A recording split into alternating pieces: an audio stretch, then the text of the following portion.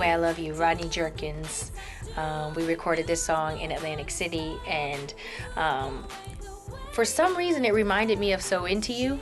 It has that same vibe to me, so instantly I knew that was a record that had to go on my album. Happy, Shep Crawford. It was just a feel-good record, and one of the first songs that I think we recorded, so too grown for that. Rodney Jerkins, Dark Child. And I love that song. I mean, I think it's speaking to for every woman who goes to the club, and that, you know, the one guy who never should approach you is the only one that has the confidence to, and you just want to have a good time. You know, that's for those women.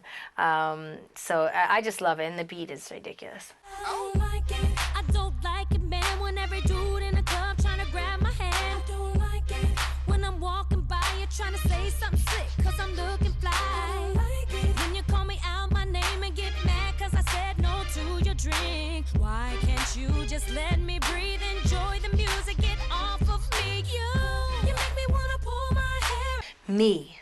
That's my joint right there. I mean, I love drama, and I love big songs. I love songs that build up, and one of the great things that I love about Shep is he has a great way of telling a story, and he always has twists and turns. Whenever he brings a song to me, it's like, okay, it's not just going to be a song. There's going to be something that you have to listen for, because he's going to tell you a story. And Me was one of those songs that it's just, as a singer, it's just a beautiful song to sing, and there's obviously wonderful meaning behind it.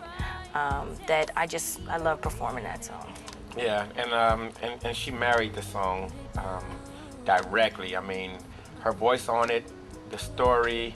I knew after coming off of Stranger and doing such a big record together that had the twist to it, that we had to come with another song that had another twist for her fans who are looking for that on the album. We definitely have a couple of songs on here that definitely gives that, and Me was definitely one of them. So we're happy about it. And her name is Me, and she loves me more than you'll ever know.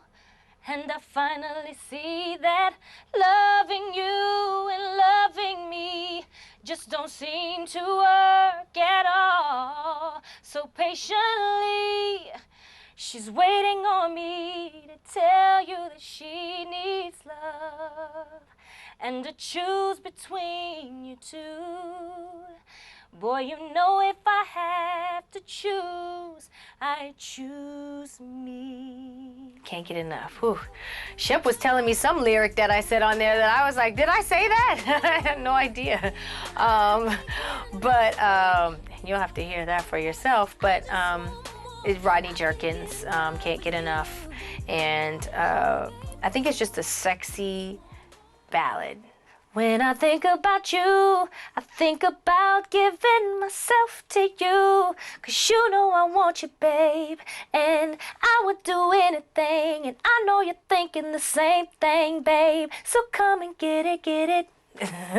There is a cover on this album. On Between Friends, I cover Daydreamin', Aretha Franklin. I grew up Windsor, Ontario, right across the border from Motown. So, of course, Aretha Franklin, I mean, you know, I think every singer would say she's probably the ultimate, you know, vocalist. And Daydream is such a beautiful song. And, of course, Shep tweaked it a little, but the essence of it is still there. And hopefully she'll like it.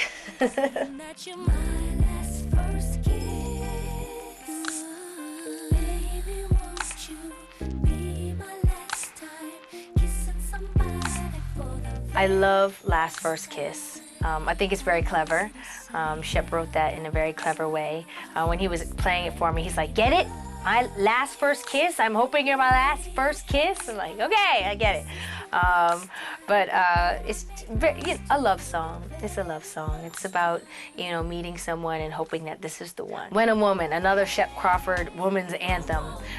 Shep told me one day, I don't know what we were talking about, but he said something about when a woman's crying, that's when you're all right. Is when she stops crying that you need to be nervous.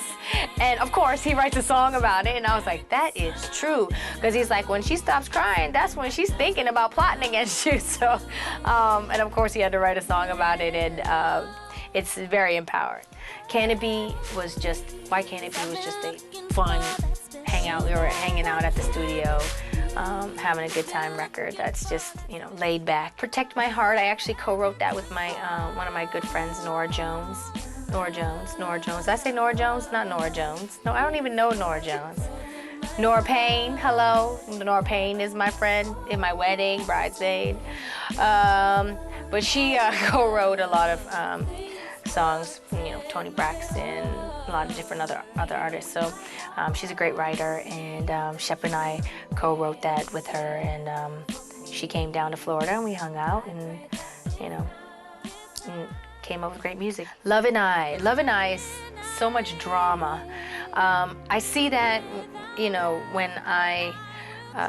when I recorded that song, it just reminded me of a movie, like, the girl's running towards the guy, and it's just this dramatic song, which, may never be a single per se, but it's one of those songs that when people hear the album, it may just be their favorite because it's just so simple and it's so dramatic that vocally, it's a song that you can definitely take to, Apollo and perform it.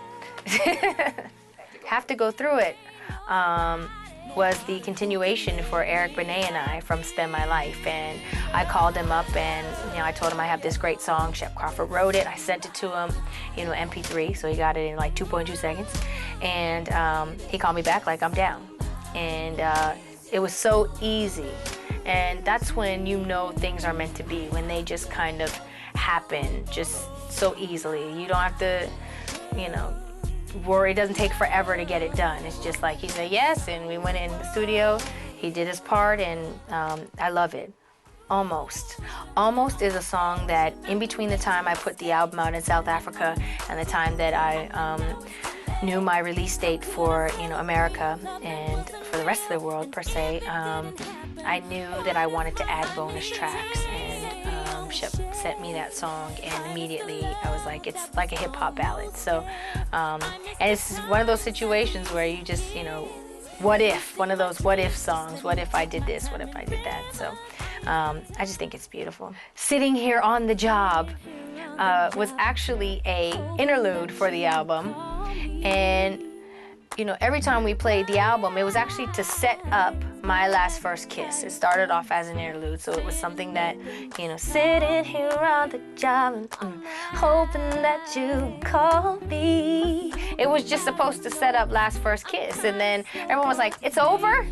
And we're like, yeah, that's what an interlude is. And so everyone was just like, you need to finish it up. So we went back in the studio before the release in America, and we finished it up and made it a song.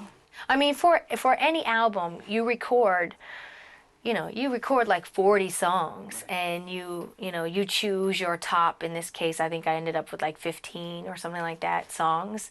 So, you record so many that you forget, which ones, because there are songs that I recorded that I love, but that just didn't fit with this body of work.